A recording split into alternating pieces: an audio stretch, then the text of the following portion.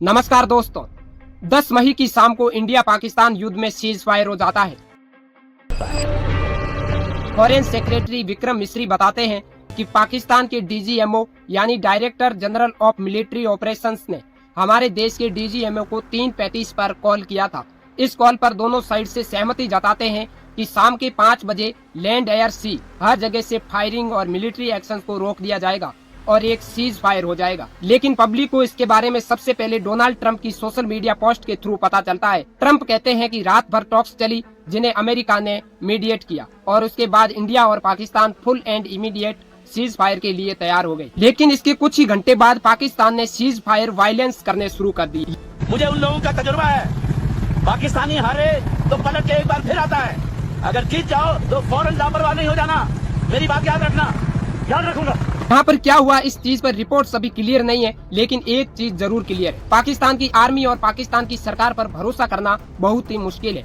सालों से जिस पाकिस्तानी सियासत ने अपनी जमीन पर आतंकवाद को सपोर्ट किया है, उसकी हरकतें अचानक से बंद हो जाए, मुझे नहीं लगता।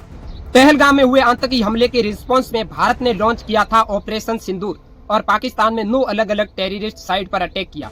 प्रेस ब्रीफिंग में बताया गया कि इन टारगेट्स को क्रेडिटेड इंटेलिजेंस इनपुट के आधार पर चुना गया था ताकि सिविलियन इंफ्रास्ट्रक्चर को डैमेज ना हो और सिविलियन लाइफ्स का कोई लॉस ना हो।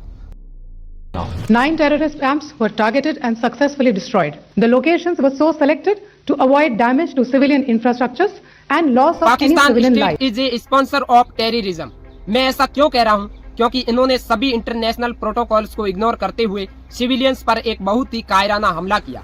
ऑपरेशन सिंदूर के बाद पाकिस्तान की तरफ से अनप्रोवोक्ड फायरिंग देखने को मिली एलओसी पर। इतना ही नहीं, उन्होंने मोटर्स और सेल से बमबारी भी करी इंडियन सिविलियंस घरों पर। बॉर्डर के पास मौजूद पूंछ का शहर है, वहां पर कम से कम 16 लोग मारे गए। टोटल में 59 लोग इंजर्ड हुए, जिनमें से 44 लोग सिविलियंस थे। A total of 16 civilians have been killed and 59 others have been injured. सोचिए, पाकिस्तान की सियासत एक आतंकी संगठन का इस्तेमाल कर रही है लड़ने में। इससे ज्यादा गई गुजरी सिचुएशन किसी देश के लिए क्या हो सकती है? कॉन्स्टिट्यूशन का कुछ अता पता नहीं है, कितने बने कितने बिगड़े। लोकतंत्र तो ऐसा है कि आज तक कोई भी पाकिस्तानी प्रधानमंत्री अपने 5 साल पूरे नहीं कर पाया है। किसी को गोली मार दी जाती है, किसी का तख्ता पलट, किसी को फांसी पर लटका दिया जाता है तो किसी को जेल में। आज भी इमरान खान जेल में है। एक रिपोर्ट के अनुसार उनके साथ टॉर्चर किया गया है। इलेक्शन भी फेयर तरीके से हुए, पूरे देश का मजाक बनकर रह गया है। ऐसे में आम लोगों के लिए जीना बहुत ही मुश्किल है।